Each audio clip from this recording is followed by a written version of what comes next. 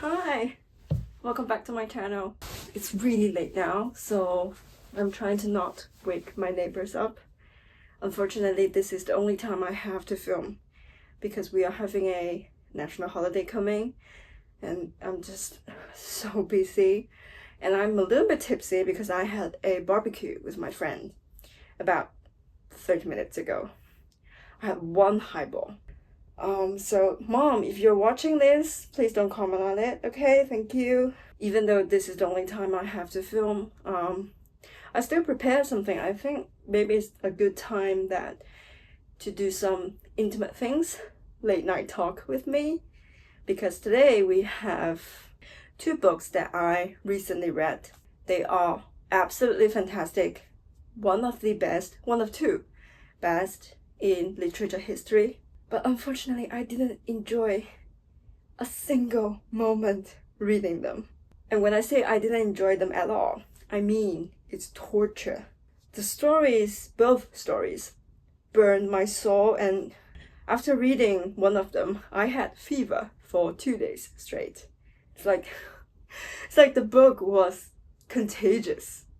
Okay, I'm not exaggerating. You can say I got sick because of the weather. It was spring, it's allergic season, it's the stress. No, I want to blame you, Dostoevsky, okay? This is on you.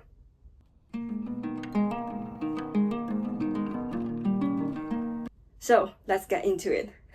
Our notes from Underground, a famous novel, actually it's a novella, about the memories of an isolated, bitter, nameless narrator by the famous Dostoevsky.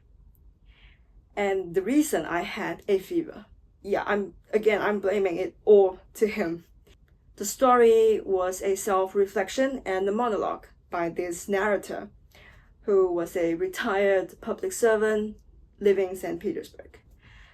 It was about his pain, his childhood, briefly about his childhood, his suffering, his failing relationship with the outside world, his so-called friends, the women, and his isolated family. The second part of this book so the book has two parts. The first part was more like a monologue. The second part was more plot-driven. The narrator went to a party that he was not welcome to. He had a fight with people in the party and later had a fight with a young prostitute. And at the end of the story, the narrator wrote that he couldn't help himself from falling into the deeper void of suffering. But it seems to us that we might as well stop here. And the book ends there. I read this book after White Knight, which was a hit on TikTok and Instagram and was thought as one of the most romantic love story that reflected on a younger generation. My first reaction to this Notes from Underground was painful. It was what the story was. The story was painful, and I felt painful. It was a detailed, maybe too detailed, analysis of all kinds of things that human beings suffer from in their life. Our struggle with ourselves, with others, with the world, and within ideology. Because you can see the narrator has his own ideology, and his enemies and his so-called friends have another kind of ideology, and it all crashed together. You can view this story in a political or philosophical way, because it's also a discussion about the idea of utopia, how it's impossibly far away from the writer and his time, and also to us, as this book was written during a period of time when Russia was deeply affected by European ideologies, but also its own revolutionary activities and thinking. Even to us readers living in today's world, because the book asks a deep and extremely uncomfortable question: how we are as human beings are affected by our emotions, our rational and irrational thinking, self-hatred, self-esteem. The narrator in this story should definitely go see a therapist because he has some really deep problems with himself, his self-esteem and outside world. He views everything in a twisted way. But the story raised a really good question. Do you want to live wisely, but in a painful way? Or do you want to be dumb and happy? I think this is a question that a lot of novels discussed. You can say the Brave New World provided its own answer, and you can say that Dostoevsky answered this question as well in a very twisted, dark, dense way. Because I think the discomfort of reading this book that I have comes precisely from the rawness of depression, self-doubt, anxiety, and he wanted to be so much closer to people. He wanted to have connection with someone, and he was brutally denied by the world around him, and the hate and the pain of being unfitting in a society. I think he described himself as someone lived from underground because he viewed himself as unfit in the society that he was living in. Realizing that there's no place for you in the world, I think that's the kind of book that you should absolutely not read during this time at night, almost midnight, and you're alone living in your room and having all this doubts about yourself. Don't read this book at this time, okay? It's dark, it's dense, it's like a windy, humid day without any lights on. You know, that kind of day when it was just constantly raining and the sky was dark and you look outside, you knew that, oh yeah, that must be a really bad day. This book represents that type of days.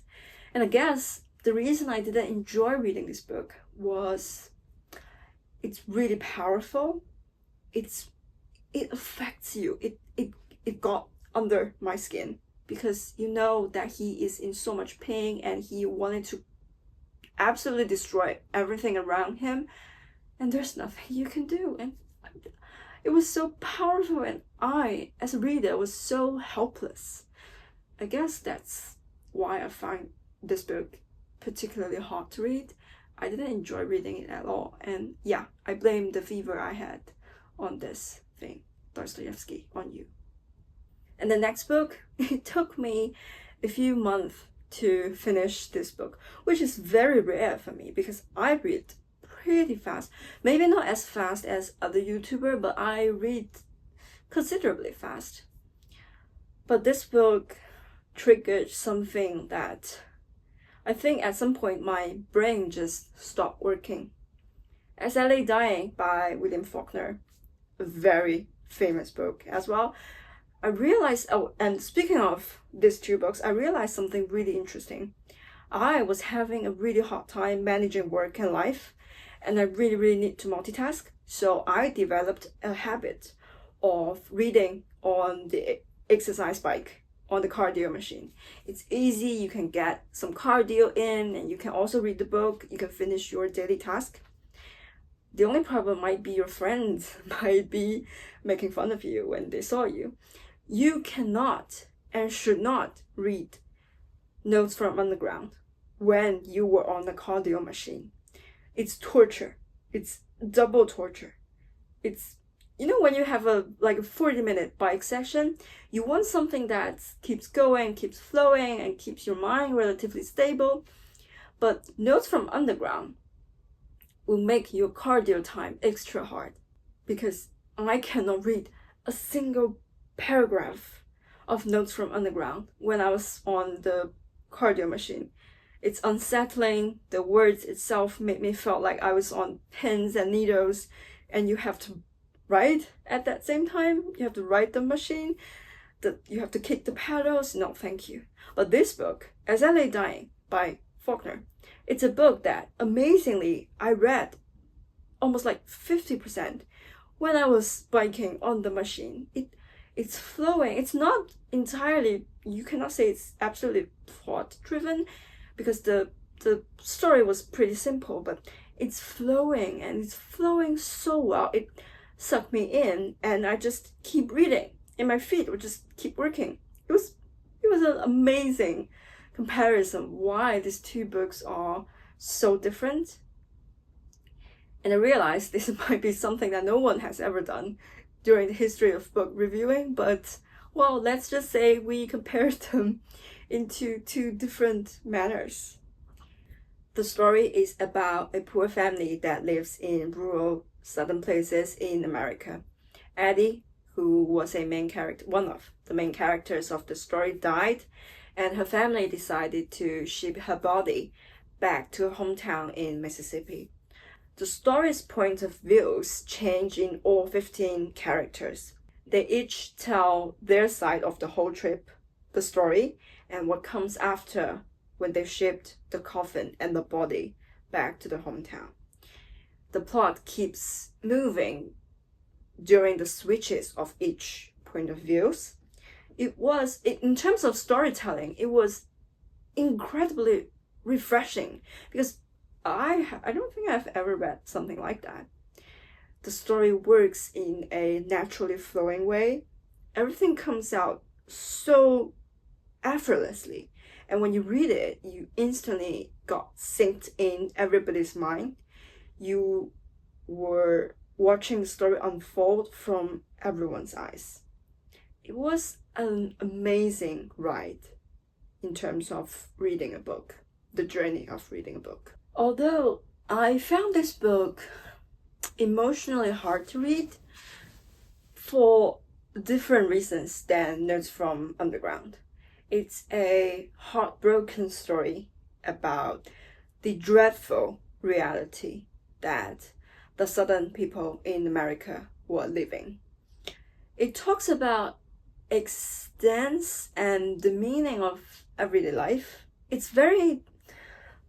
First of all, even though the story comes out naturally flowing, it was not a book that's easy to read. It's really difficult you have to have an imagination to keep up with the plot.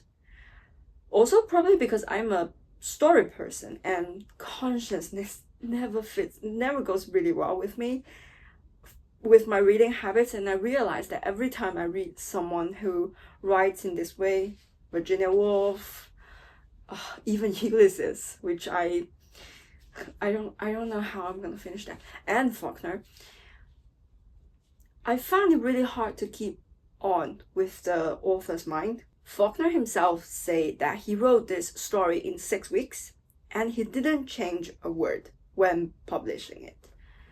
The story was like a pond, a sea, an ocean, water that it just flowed, and eventually I was drowned in it. This is not a light book, an easy book, because you realize everyone was heartbroken. Everyone made stupid choices in their lives, and the death of a beloved wife, mother, a member of the family, sometimes it looked like it didn't change a thing, and it was so frustrating and devastating to read about a story like that. The story was a map. So if Notes from Underground was like a wall, you just got through on it. The writer Dostoevsky just threw you on it. You got smashed on the wall, on the concrete wall, and it hurt, and your face is bleeding. As I Lay Dying was a map. You have to follow each line, each word, to understand what truly happened, because the points of views can be misled, and you have to keep going back to the previous pages to fully understand, to process what really happened. But the words were absolutely beautifully written, and you can't help but read it out loud. It was like everything just comes out naturally to your mind, to your mouth. The sun, an hour above the horizon, is poised like a bloody egg upon a crest of thunderheads. Yeah, it's from the book. It also talks about our relationship with the nature, the death, our family. It's mysterious, it's refreshingly bizarre. Did I use the word right? Or is the alcohol talking? And I think this book, it let me learn something new in terms of reading, that a story can take place in such a different, delicate, powerful, and fluent style. The rhythm of the text, the reality of a painful life, everything, it hit differently than Notes from Underground. And frankly, I don't know if I have the guts to read them both again in the foreseeable future. Maybe I am a coward because maybe I only enjoy reading the books that are easy to understand and not necessarily make me feel so powerless and desperate. Maybe I don't want to feel all the pain of life and being asked all the uncomfortable philosophical questions. These two books just present all this difficulty in the most brutal way in front of my face. Maybe that's why I don't enjoy them. I realized that after a day's work and all the mental stress, the real life stress, I just want to lay down and read something easy. Surely it is satisfying. It's nothing wrong to read something easy and light. But did I lose the ability to read something heavy, philosophical, and hard, and something deep? Sometimes I want to ask myself, can I do the difficult and uncomfortable things for myself, for my future? Because time flies, and it flies so fast, and there are so many things that I still want to do, but sometimes I also just want to go down the easy path and settle for being a mediocre. Of course, you can say there's nothing wrong being a mediocre, but what if part of me don't want to be mediocre? What if reading all these difficult books are a way to examine and ask myself, hey, can you do better? Do you want to go down the rabbit hole? Do you want to go somewhere that's hard and fewer chosen, but it's meaningful?